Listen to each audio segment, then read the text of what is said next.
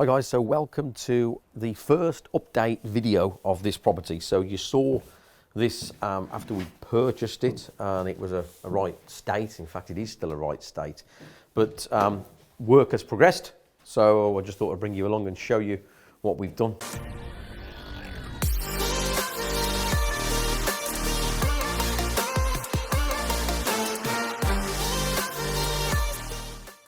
Let's just start in here first. So if you remember, for those of you who haven't seen the first video, this is going to be a full, complete refurb. Kitchen, bathroom, new electrics, re-plastered throughout, in some places back to brick where it needs to be. So yeah, major refurb this one is, okay. So in here, we're not going to take out these walls, for example. This is too expensive to take this out and then skip it. So what we're going to do is we're going to basically dab, which means affix. We're going to affix plasterboard to it and leave that existing wall in. It would just be too much money to take it out and and do it from there. So that's going to stay. So we've also decided that we're going to put this back to 2 rooms. So you can see there that we've built a partition to make it 2 rooms. We don't always put things back to 2 rooms, but in this particular neighbourhood and this particular locality, 2 rooms are popular. What we do is we look on Rightmove and see what's sold, and then we go and look at the pictures and see what people were buying. And if the trend is that people are having through lounges in this area, we would keep it as a through lounge. As it happens, there wasn't any that had been sold with a through lounge. Now that doesn't mean to say that people don't like them, I'm not saying that, but I'm just saying that we always try to fit in with our target market. So this is going to be a resale. Probably on the last video I said to you I wasn't sure if it was going to be a rental or a resale. It's going to be a resale. So yeah, so we put in this back to 2 rooms as it was originally. So yeah, you can see the electrics have started there, what we call first fix electric. So that means that we put all the electrical infrastructure in, for want of a better word. So all of the cables are in, all of the back boxes, and it's already in. The second fix is afterwards, when we come along and it's all plastered and decorated, and we put the sockets on and then we commission it and connect it all up. So that's this room. So 50-50 size on rooms, so decent size room. So one will eventually be a living room, and then as you can see there, we've also decided to the kitchen. So last time on the first video, I think I said to you that we're going to knock the kitchen through.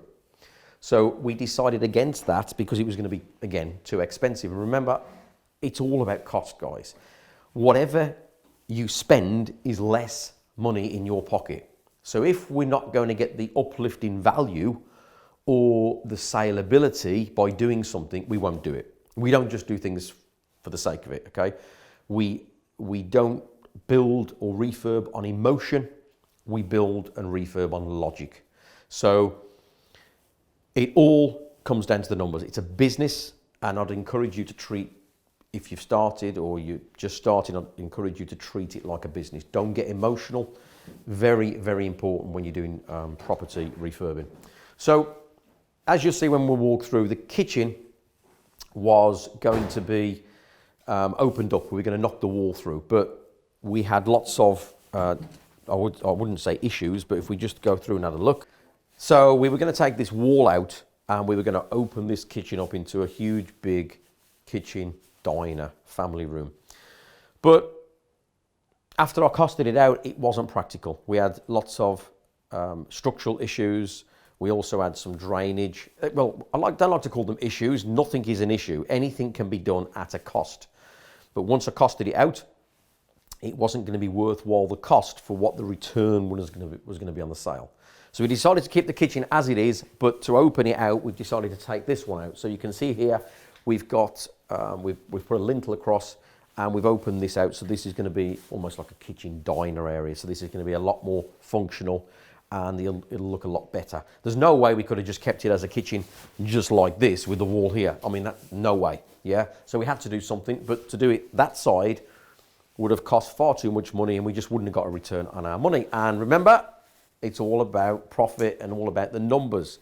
So, yes, so here you can see we've knocked that out, and there's not really a great deal to show you in there apart from the same as what we did in the front room. So moving on out here, let's go and have a look outside here. Okay, so here, this is what we was originally going to knock that out, but as you can see, we've got soil pipes, we've got all sorts of underground drainage, we've just got lots of challenges, so we decided against it. So yeah, so this area, what we're going to do now is we're going to obviously put a new roof on, we're going to insulate it, and this is going to be just like a utility room. So we'll put work surface there where we'll put the washing machine and a sink. As I say, we've already got the utilities there, so we've got drainage, we've got hot and cold water, and then we'll just tidy this up and it'll just be, you know, a nice little utility room.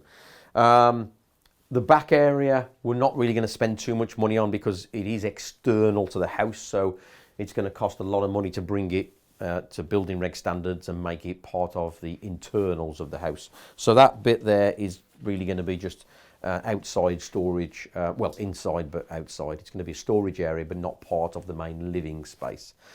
So if we go through to the garage, so in here, I'm not sure if we showed you on the first video actually, because I'm not sure if we had the keys to the door, I can't remember.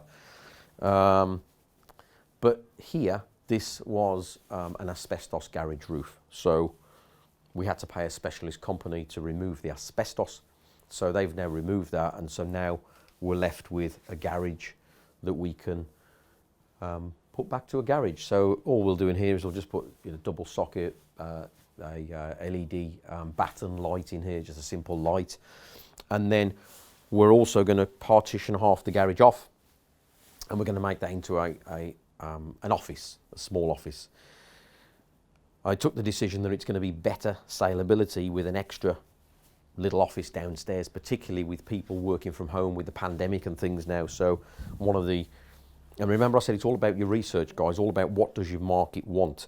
So one of the things that people now are looking for is, as well as living in the countryside and larger gardens, is that they want space where they can work from home. Okay, so you might say, Nick, well, if you're spending $5,000 here to put a downstairs office in to make it more saleable, why wouldn't you knock out the kitchen like you were originally going to do? Well, the reason there is this is $5,000. The kitchen is probably going to cost $20,000 if we did knock it out. We've got structural steel beams that we would need to put in there because it's the corner of a house and there's not much load-bearing concrete below. We'd need to put a metre cubed of concrete below the support for the beam. We'd need to reconfigure all sorts of soil drainage, soil pipes and drainage, sewers. Lots of reconfiguration will be needed in there. We'd also have to put a brand new floor in, take the old floor out, bring it up to building regulation standards. It's not worth doing it. Let's go now and have a look at the rest of the house. So let's go and look upstairs. Okay.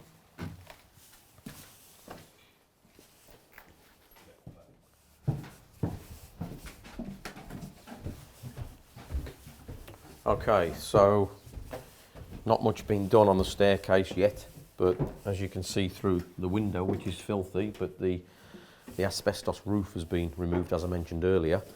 So you've got a different perspective from up here. So where should we go first? So let's go into this room first. So in here, we've ripped out all the wardrobes. If you remember, there was wardrobes here before, so we've ripped all the wardrobes out. The electrics have already been done, so we've got first fix electrics. So we're not going to put any more wardrobes back. The electrics are just going to stay as they are, either side of the bed there. We tend to put in each room 3 double sockets and a pendant and a light switch, obviously. If it's going to be a HMO or anything different to that, then we'll obviously put different electrics in. Just as a standard house renovation, 3 double sockets, light switch and ceiling pendant. So yeah, nothing much to show in here. Ceiling's been boarded. Obviously we're taking out stripping off all the wallpaper. If you remember what the place looked like before, it was pretty grim. I mean, it's pretty grim now, but yeah, you can see some of the old remnants still of the wallpaper that needs to come off. So moving on into the smaller room. So this is the smallest room, and again, you know, just change the electrics, rewire, boarded the ceiling. The whole house will be plastered, but we just I just leave the plasterer to get on with it, so he's just boarded the ceiling for now and is working his way around. Moving on, this was a horrendous bathroom, if you remember, so we've started to rip that out now, and first fix electrics are all done, as I mentioned, so you can take a look in there. So yeah, still pretty grim, but yeah, so not much to say in here. And then moving back through into the second largest bedroom, I guess. So again, we've taken all the wardrobes out, electrics, boarded the ceiling, and now we're on to stripping the wallpaper. One thing that we normally do now is that in the old days, so the Victorians like to open the doors into the room. So if I came in here, the doors would open in. And the reason is so that if anybody was in the room, you didn't just walk straight in on them. You had to open the door and you would look around the door. Anyway, so basically, we always maximise the space now, so we will open towards a wall. So it gives us much more space in the room. And as you can see there's the old light switch, and there's the new light switch.